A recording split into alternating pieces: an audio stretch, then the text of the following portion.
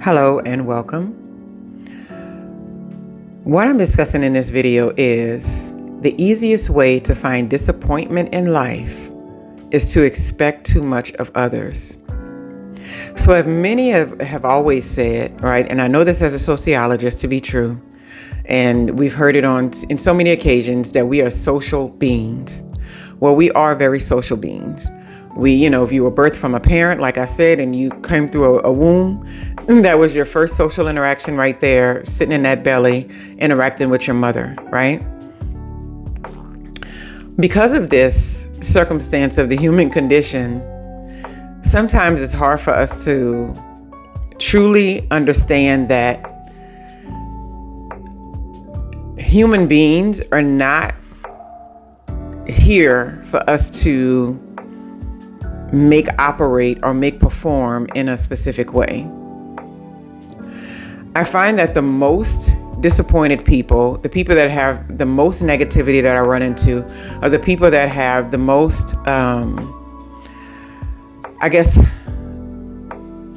negative perspectives on life in general, are generally people that are really, really heavily into what other people were supposed to be doing, what other people were supposed to give to them, what other people were supposed to share with them, how other people treated them, how other people acted in their lives. And this is not to say anything is wrong with understanding that perspective, but it doesn't really bring us to life or the lifestyles that we want to truly live in life. It kind of just keeps weighing us down because it's very heavy energy. And what I'm learning more in life, and I probably learned this before, but every time I always say we learn something, we tend to learn it on a deeper and deeper level over and over again, right? What I'm learning on a deeper level is that when we place too high of an expectation on other people's behavior, it's like the quickest way for us to be disappointed in something that's not being delivered to us. So think about when you go to like stores and you go to, a register and you get a person who's checking you out at the register and they have like a bad attitude. We don't really know what they're coming from. We don't really know what's happening in their life. But in our mindset in society, it's like, but you're doing a job and you're supposed to be able to cut off all of your humanity and put on a different face and compartmentalize whatever's happening in your life and put on a mask for everyone and then show up as this specific thing in this job. Now, mind you, a robot can do that very well, but human beings are not necessarily great at doing this thing. They're not necessarily great at pretending all the time. That's why being an actor and an actress is an actual, profession, because a lot of people aren't good at acting, and especially not even in their own lives, right? And so we go in this place and we have this expectation that we're going to receive this stellar customer service, that this person's going to smile at us. They're going to ask us how our day is. They're going to ask us if we enjoyed our shopping trip. They're going to ask us what we're going to do with the rest of our day, if we're enjoying the weather, whatever it is you're expecting.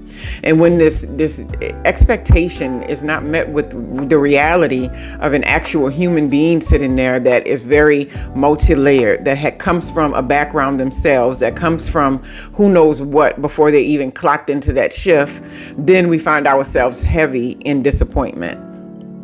And really that disappointment is a battle between us and us. It's not even about the person behind the counter, because they are going to be who they're going to be no matter what. And then what we have to do is be who we're going to be no matter what. And if we're in that store or we're in that place, and who we are as a person can be shifted or altered or changed because this one person didn't smile at us, or this one person didn't say hi to us, or this one person didn't ask us if we had a great time shopping in that store, then that means we have a problem with us. It's not a problem with other people. And you can be having a great day, but the quickest way you can find disappointment in that day is to place too much expectation on other people delivering something to you. And this is not to say that there's not a certain level of expectation of customer service when you're going to go spend your money or buy something or do something. But you always have to be in charge of how you receive what other people are giving out. I was just saying the other day to my daughter or someone, that when I go in a store and I'm in places like, department stores or something like that, and I run across a person who clearly doesn't seem like they want to work, who clearly doesn't seem like they want to even be there, right? I don't bother them. And a lot of people say, well, they're working. You should know, because I can already feel the energy of discontentment. I can feel the energy of not even wanting to be at the job that day. Who knows what they're going through? So I'll look and I'm like, she doesn't seem like she wants to be bothered. And then I'll go find someone else. This is not me not prioritizing myself. This is me doing the exact opposite of that. This is me prioritizing and, covering myself in my own energy, because I don't want to put my expectations on customer service on this person, because I don't feel like they're going to meet that standard that I have there. So I have one or two options: get rid of my standard altogether, right? And just go with what they might give me back when I have a conversation with them, or I ask them and, they push me off because they don't want to be bothered, or that's not my department or something like that. Or I can go find someone where there's a match in energy and there's alignment. And I'm like, well, how are you today? And they're like, oh, great. I was trying to get some help with something over there or whatever. And that person, whether it's their department or not, they're going to come help me with that, right? And maybe they won't. But the point is that the expectation of changing other people and changing how they view things and changing their perspective and changing their outlook on life is the quickest way to find disappointment. I find this is a big one when it comes to dealing with people that are very close to you, people that are very close to us, because we want so much for those interactions and those relationships to be this idea that we have in our head, right? And if you really ask most people, they don't even really know what that specific idea is that they would like this relationship to be. But what they know they would want to be in is something that's a little bit more positive. It's something where there's like a mutual exchange of ideas, or there's like, I'll get off the phone with them, or I have a conversation, I feel lifted, I feel inspired, I feel joyful, right? They don't want to get on the phone and have conversations with people where they feel like they're just dumping things on them. It's like, oh, all this is happening in my life, and this person is doing that, and this person is doing this. Then you walk away and it's just like, I feel heavier. And then this person is like, girl, it was good talking to you. And you're like, yeah, of course it was good talking to me, because you gave me all your stuff. But the reason why that we have this feeling about these relationships in our lives is because we place too high of an expectation on what that other person is supposed to give us in return. I did a video a couple of weeks about unconditional love doesn't mean unconditional presence. So when you're in a situation to where you're dealing with people or places or things to where whatever this expectation that you have is not being met, you can only do one of two things.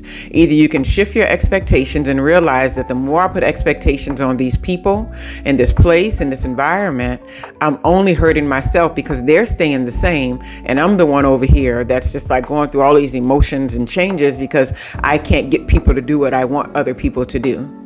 And then the only other option besides that, I always say one or two options, right? The other option besides that is removing the expectations altogether and experiencing people for who they are and what they are, and then working more closely and more deeply on keeping our own selves emotionally regulated and emotionally, I'll say, refined in a way, right? So you should be able to some degree, walk in certain environments and be in certain places without it necessarily impacting you negatively. I did a video a couple of months ago about being in environments and spaces where people are having a hard time being around family and friends for the holidays. That's what it was. And I was saying how when I go around family and friends now, when I do these things, or I go back home, to visit and all, I don't feel bad or negative. I used to when I was younger, not even, younger doesn't matter. I used to years ago. For a time, every time I went, I would have these, negative feelings. I would be like, oh, I bet this person's going to do this. I bet they're going to say this. I bet they're going to make this kind of comment. I bet, it was always something, right? But what I didn't understand was that I was torturing myself with expectations for people to be different.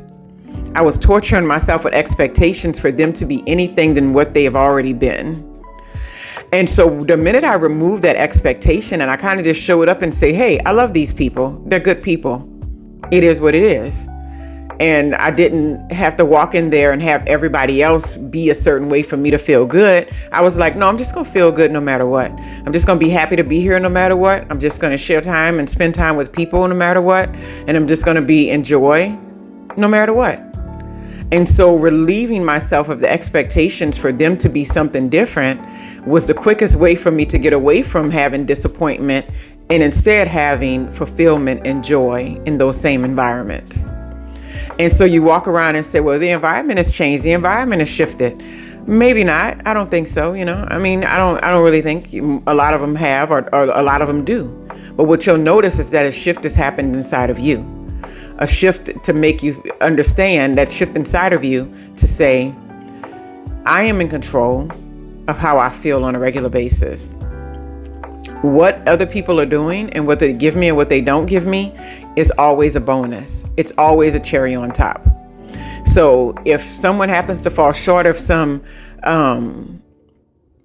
what is it called? Some not even clear, and I don't want to put a negative word on it, but like some mystical expectation that I have that they don't even really know about, then that doesn't mean that my day is bad. And this is the thing.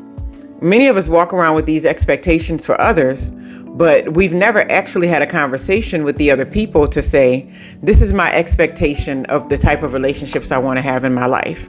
Sometimes we do, sometimes we don't. Not recently, it was months ago, I had a party with a friend that I've been having for many years, but friendship was kind of sour to some degree. There was elements in that I didn't care for anymore, and it kept reappearing.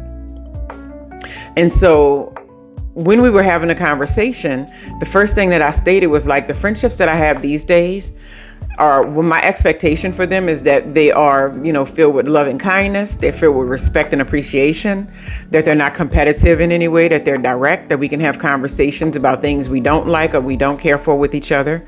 I was very clear about this is what I expect in friendships. And then her next reply was directly into a very negative and kind of passive aggressive approach to something. And I was like, that's the kind of friendship I'm not going to have, right? Because that sounds competitive. That sounds like you don't really care about what's going on in anybody's life besides your own. It sounds like a victim mentality sort of thing. It was a lot of things. But before that happened, I was like, this is my expectation for what I would like friendships to be. Not for you, for what I would like friendships to be, right? So sometimes we have to understand we didn't even put an expectation out there in the first place. And when people don't meet it, we're just like all disappointed and stumping around, but we never even really just voiced or said or even given a real indication of that. These are the type of relationships that I'm willing to have.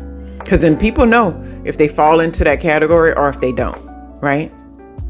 The quickest way to find disappointment in life is to expect too much of others. Have a wonderful, wonderful day.